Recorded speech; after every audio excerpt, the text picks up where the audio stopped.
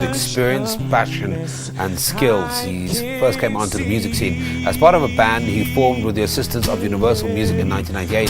While that venture failed after recording one album, Jamela Vuma focused on developing his knowledge of music, and as time went, he began to grow and gaining skills as a multi-instrumentalist and a producer. Among the artists he's worked with, the late Brenda Fassie, the late Lebo Mathosa, Khumalo, Zulu Boy and Chicco, Twala, to mention a few. That's quite an impressive list.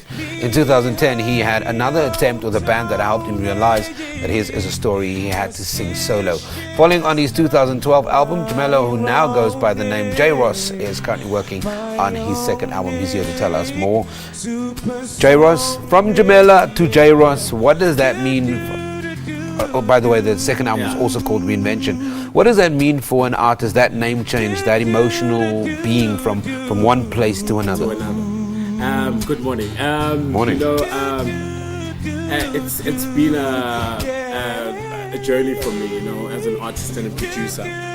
So, I didn't basically change from Jamela. The J still represents Jamela or J.ROSS because those are both my names. So basically what I wanted to do is just reinvent myself as an artist. When you talk about how do we do the transition from, or how do you move from that space where you've had the first album, you've tasted the success of signing with a major record label, but then the failure of a first album that doesn't do very, very well, the breakup of a group, and then you go behind the scenes as a producer. It's also a fallacy to believe that producers actually don't sing and all that kind of stuff. Where are we musically now? How have you grown? I could say, there's this thing that I always go by, I like to think of myself as a phoenix, no matter how much I fall, I always rise again. So basically, when I tried out with the group and everything, it didn't work out, but people did receive the music. But because there's a lot of complications within groups because there's people like dynamics. Yeah, sorry, my English. And then it's basically I've grown so much because I've had time to basically work on my craft, on my guitar skills, on my piano skills, and especially my vocals. When you the kind of producer that you've worked in Arthur's 999 studios, you've produced for other artists, do you somehow get your genre, the thing that you love, does it get lost, or does it tell you more about what you love?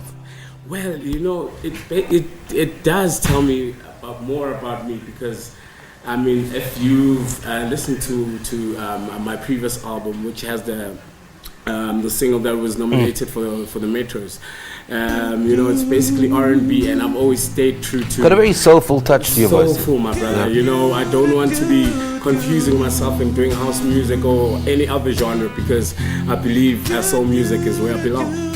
Now, we've had this debate here at home about R&B and the relevance and whether it sells. Yeah. But I do feel that it's changed and it's morphed into something new. Yeah. How do you feel about R&B now, especially in the South African context? Well, R&B is a universal sound. So, I think South Africa is really opening up to R&B artists, more like hip-hop. Hip-hop 5 years ago was nowhere. You know what I'm saying? South African hip-hop doesn't do it for me. But now it's the main thing that's driving the industry. So I think also R&B will also get its chance. But I'll never give up on doing good Reinvention. That's the album. That's the second album. Talk to me about being reinvented. Reinvention is basically me reinventing myself, in every possible way, as an artist, as a producer, as an actor. I don't know if you know, I was on Ses Top last year, from last year, Ses Top season 2, and I got a SAFTA nomination this year, and for a first time actor, for me, it was like, oh my God. You received the award for the music, now the validation for the acting. Yes, sir. So Reinvention was just rebranding and bringing this movement to the people. So you've got the theatre background. How does that impact on the music space? When I pop in this the second album when it comes out, what am I going to hear? Where's J.ROSS? J.ROSS, basically, it's a very personal album. It's basically talks about my journey, what I've been through as an artist. The past 17 years I've been in the music industry, and it's basically my story, and I think also other people will relate to what I'm saying, because I also took a couple of things from other people's experiences and made tracks out of it. When do we see the album?